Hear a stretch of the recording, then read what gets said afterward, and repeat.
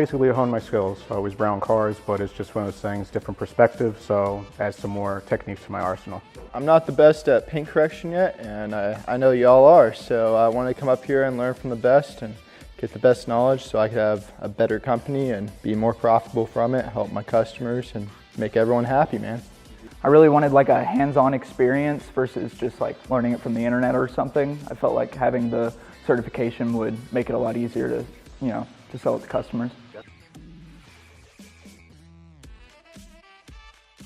Another aspect, new technology, always the newest, latest, and greatest. Good protection, long term. Number one, it can help customers' longevity of their car, resale value, and it can also help me inform them, let them know what it does for their vehicle and how it protects it.